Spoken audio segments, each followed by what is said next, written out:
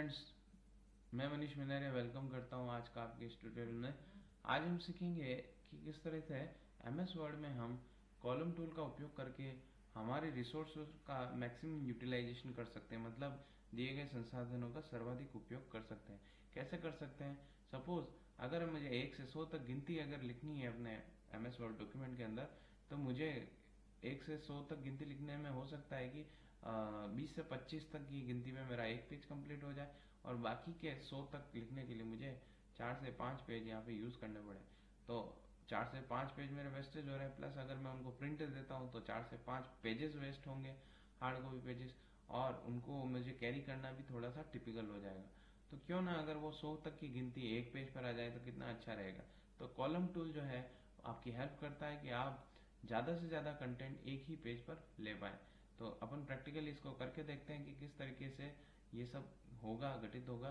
तो यहाँ पे देखिए अभी 1 कॉलम है, नॉर्मली 1 कॉलम ही रहता है डॉक्यूमेंट में। तो यहाँ पे मैं कोई भी काउंटिंग लिखता हूँ, जैसे 1 2 3 4 5 6 7 8 9 10 11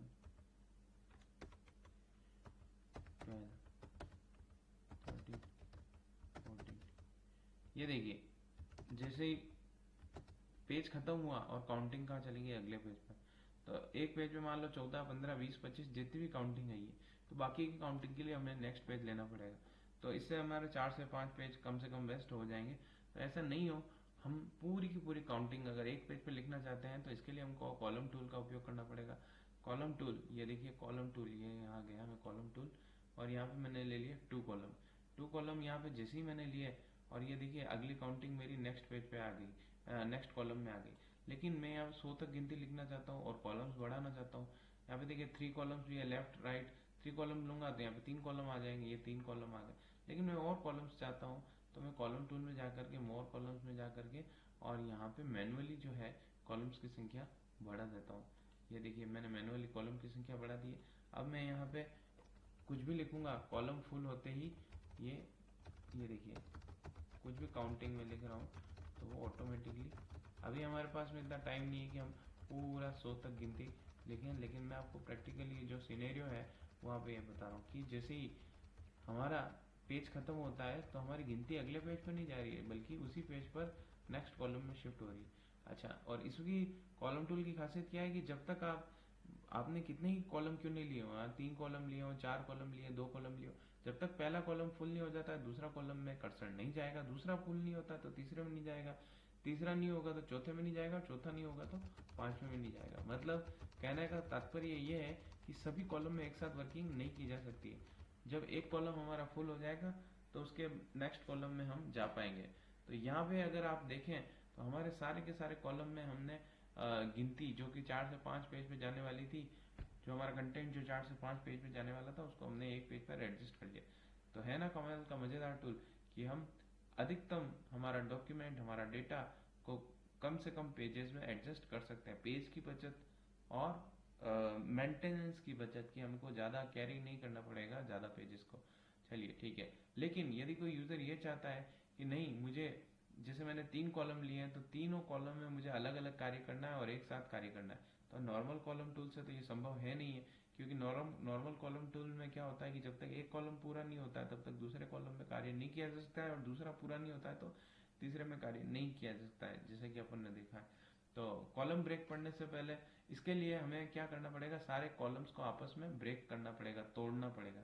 तो कैसे हम कॉलम को ब्रेक कर पाएंगे वो देखने से पहले हम ये देखते हैं कि जैसे ये हमने कॉलम में ये पूरा डिवाइड कर रखा है, इसको फिर से मुझे नॉर्मल लेकर के आना है, एक ही सिंगल कॉलम में मुझे इसको रखना है। तो ये 1 कॉलम, ये देखिए 1 कॉलम करते ही वापिस से पूरी इन्फॉर्मेशन जो है अलग अलग पेज पे चली गई है, जो अलग अलग कॉलम में थी वो अलग अलग पेज पे चली गई। चलिए, अगर मुझे यहाँ पे किसी पैराग्राफ कोई पैराग्राफ जैसे मैंने लिया है, यहाँ पे अपने को पैराग्राफ लेना आता है, पिछली क्लासेस में मैंने बताया था। जिन लोगों को पैराग्राफ लेना नहीं आता है वो हमारे पिछले ट्यूटोरियल्स को देख करके और पैराग्राफ कैसे लेते हैं हमें इस वीडियो के डिस्क्रिप्शन लिंक में आपको मिल जाएगा, वहां से आप देख सकते हो। तो यहाँ पे देखिए हमारे पास पैराग्राफ है। अब मैं इसको कॉलम में डिवाइड करता हूँ, यहाँ से कॉलम, ये देखिए 2 कॉलम, ये 2 कॉलम में डिवाइड हो गया, ये देखिए 3 कॉलम, ये 3 कॉलम में डिवाइड हो गया। ये देखिए लेफ्ट कॉलम कि सारा पैराग्राफ जो है वो राइट पार्ट में ज़्यादा रह जाएगा, लेफ्ट पार्ट में कम रह जाएगा। ये देखिए यहाँ से मैंने ले लिया राइट कॉलम, सारा पैराग्राफ लेफ्ट पार्ट में ज़्यादा रह जाएगा, राइट पार्ट में कम हो जाएगा। अगर अपन ये लाइन लगाना चाहते हैं प्रत्येक कॉलम के बीच में, जैसे यहाँ पे 3 कॉलम है मेरे और प्रत्येक कॉलम के बीच में मैं लाइन लगाना चाहता हूँ, ये देखिए लाइन बिटवीन, ये देखिए है ना। और अगर कॉलम्स की संख्या बढ़ाता हूँ, यहाँ पे 4 कॉलम्स किया, ये 4 कॉलम्स, ओके। प्रत्येक कॉलम्स के बीच में लाइनिंग बनी रहेगी। अगर कॉलम के बीच की स्पेसिंग में कम ज़्यादा करना चाहता हूँ तो ये देखिए स्पेसिंग, ये देखिए ये स्पेसिंग, जो भी स्पेसिंग आप बढ़ा रहे हो ना वो यहाँ पे आपको प्रीव्यू बॉक्स में भी दिखाई देगी।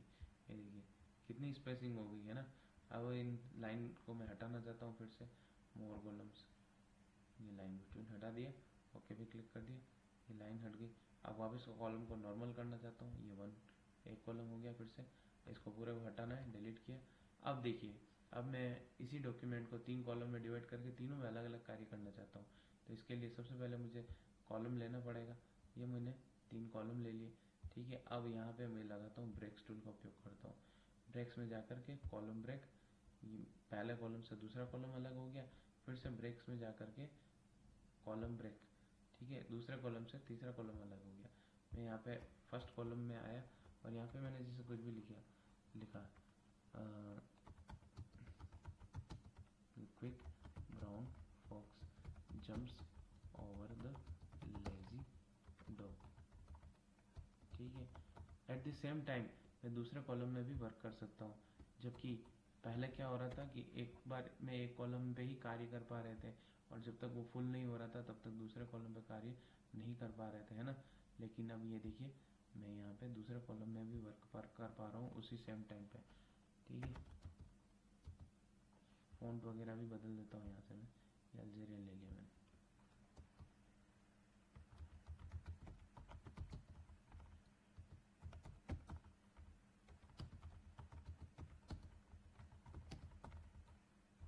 इसी सेम टाइम पे तीसरे कॉलम पे भी वर्क कर पा रहा हूँ मैं, यहाँ से ही देखिए ये मैंने ले लिया 18 और फ़ॉन्ट भी मैंने बदल दिया, ये वाला, ठीक है। अब देखिए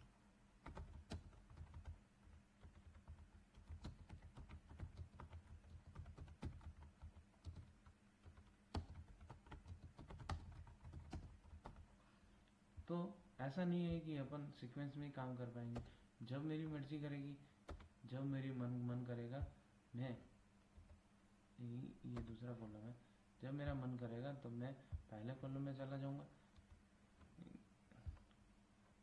सॉरी, जब मेरा मन करेगा तब मैं पहले कॉलम में चला जाऊंगा, जब मेरा मन करेगा तब मैं दूसरे कॉलम में जा करके वर्किंग कर सकता हूँ। ये देखिए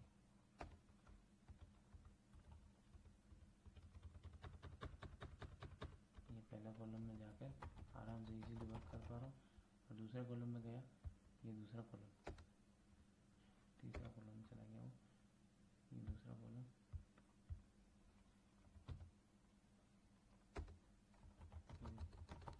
दूसरा कॉलम और ये तीसरा कॉलम,